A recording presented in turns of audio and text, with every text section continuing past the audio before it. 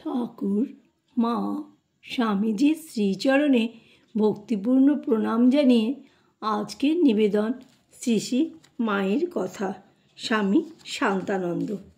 আমি জিজ্ঞাসা করিলাম, মা কিভাবে জীবন যাপন করব?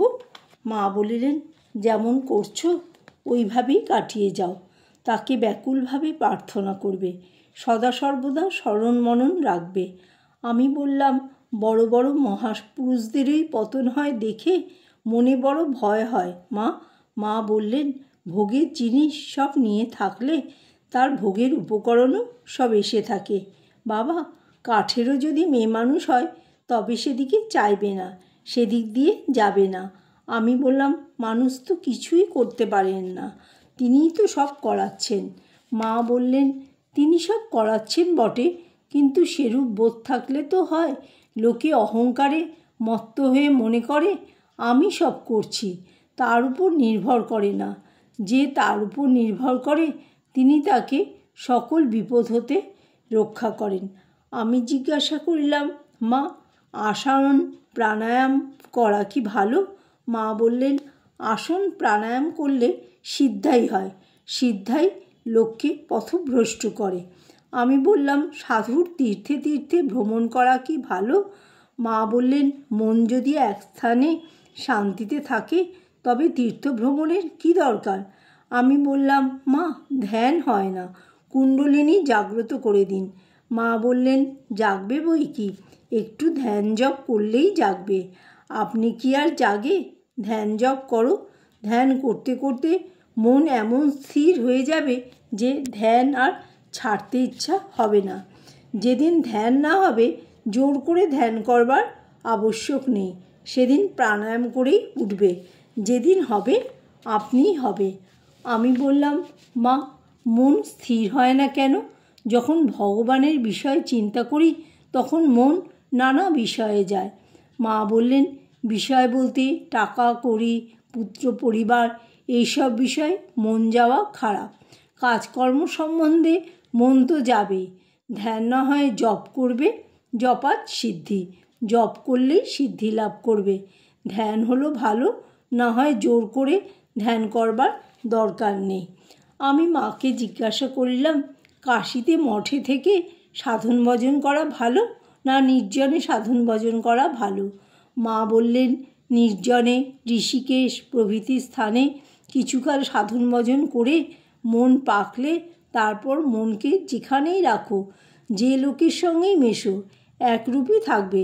যখন গাছ চারা থাকে তখন চারিদিকে বেড়া দিতে হয়, বড় হলে ছাগল গরুতেও কিছু করতে পারে না। নির্জনে সাধন করা খুব দরকার। যখন মনে কোনো বিষয় উদিত হবে, জানবার ইচ্ছা হবে, তখন একাকী কেঁদে কেঁদে তার নিকট প্রার্থনা করবে। তিনি সমস্ত মনের ময়লা ও কষ্ট দূর করে দেবেন আর বুঝিয়ে দেবেন। আমি বললাম, আমার তো সাধন ভজনের শক্তি নেই, আপনার পাদপদ্ম ধরে পড়ে আছি, যা হয় করুন। মা হাত জোর করিয়া ঠাকুরকে প্রার্থনা করিতে লাগিলেন, ঠাকুর তোমার সন্ন্যাস রক্ষা করুন, তিনি দেখছেন। তোমার ভয় কি? ঠাকুরের কাজ করবে আর সাধন ভজন করবে। কিছু কিছু কাজ করলে মনে বাজে চিন্তা আসে না।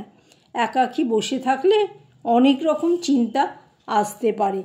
আমি বললাম, কীরূপভাবে বিরূপ স্থানে গিয়ে সাধন ভজন করতে হবে? মা বললেন, কাশী তোমাদের স্থান। সাধন মানে তার পদপদ্ম সর্বদা মনে রেখে তার চিন্তাতে মনকে ডুবিয়ে রাখা, তার নাম জপ করবে। আমি বললাম, অনুরাগ না থাকলে শুধু নাম জপ করলে কি হবে? মা বললেন, জলেতেই ইচ্ছে করেই পড়ো আর ঠেলেই ফেলে দিই, কাপড় ভিজবেই। নিত্য ধ্যান করবে, কাঁচা মন কিনা ধ্যান করতে করতে মন স্থির হয়ে যাবে। সর্বদা বিচার করবে, যে বস্তুতে মন যাচ্ছে তা অনিত্য চিন্তা করে ভগবানে মন সমর্পণ করবে। একটি লোক মাছ ধরছিল, পাশে বাজনা বাজিয়ে বর যাচ্ছে, কিন্তু তার ফাতনার দিকেই দৃষ্টি।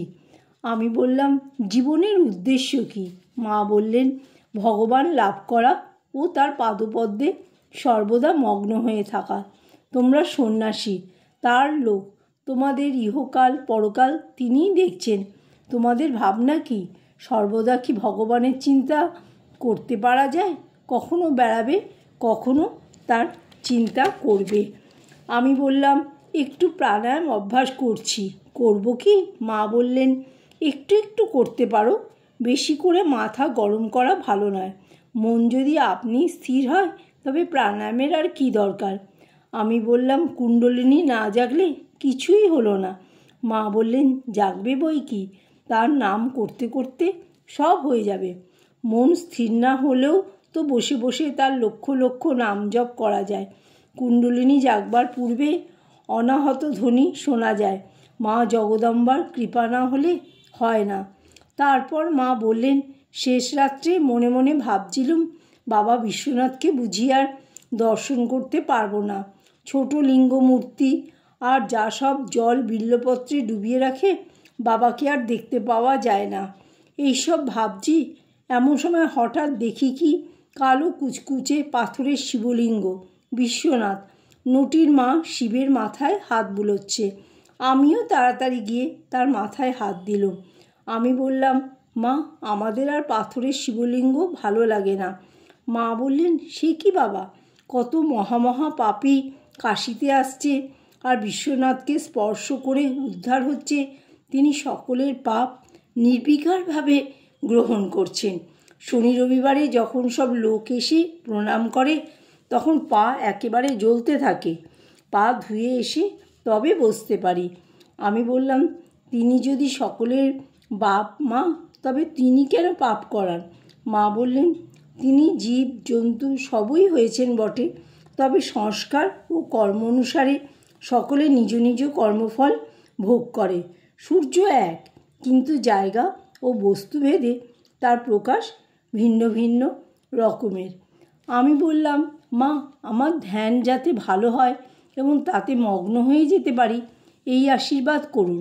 মা মাথায় হাত দিয়ে আশীর্বাদ করতে লাগলেন আর বললেন, সর্বদা সৎ সৎ বিচার করবে। আমি বললাম, মা, বসে বসে বিচার করতে পারি, কিন্তু কার্যক্ষেত্রে বিচার আসে না, তখন কোথায় ভাসিয়ে নিয়ে যায়। শক্তি দিন যাতে সে সময় ঠিক থাকতে পারি। মা বললেন, বাবা, ঠাকুর তোমায় রক্ষা করবেন। তারপর বললেন, তোমার জ্ঞান চৈতন্য হোক। জনৈক সন্ন্যাসী ভক্তকে মা বলিতেছেন, তোমরা সন্ন্যাসী, তোমাদের গৃহস্থের সঙ্গে সম্বন্ধ রাখা অত্যন্ত খারাপ, বিষয়ী লোকদের বাতাস লাগাও খারাপ। আমি বললাম, মা, এতদিন গেল কি হলো? মা বললেন, তিনি সংসারের সব ঝঞ্ঝাট হতে টেনে এনে তার পাদপদ্মে রেখেছেন। এ কি কম ভাগ্য? স্বামী যোগানন্দ বলতো, জপ ধ্যান করি আর না করি, সংসারে কোনো ঝঞ্ঝাট নেই। দেখো না, আমি রাধুকে নিয়ে মায়ায় কত ভুগছি। আমি জিজ্ঞাসা করলাম, নির্জনে কোনো বাগানে কিছুদিন সাধন করতে আমার ইচ্ছা হয়। মা বললেন, এই তো করবার সময়, এই বয়সেই করতে হয়। করবে বই কি, কিন্তু খাওয়া দাওয়া বিষয়ে লক্ষ্য রাখবে। স্বামী যোগানন্দ কঠোর করে করে শেষে বড় কষ্ট পেয়ে শরীর গেল। আমি বললাম, কিছুদিন হলো আসন অভ্যাস করছি শরীর ভালো থাকবার জন্য। এই আসন অভ্যাস করলে হজম হয় ও ব্রহ্মচর্যের সহায়তা করে। মা বললেন, শরীরের দিকে পাছে মন যায়, আবার ছেড়ে দিলেও পাছে শরীর খারাপ হয়, এই বুঝে করবে। আমি বললাম, মা, আমি 5-10 মিনিট করি ভালো হজম হবার জন্যে। মা বললেন, তা করবে। কোনো ব্যায়াম করে ছেড়ে দিলে শরীর খারাপ হয়, তাই বলছিল। আশীর্বাদ করি বাবা চৈতন্য হোক। জয় মা শারদা।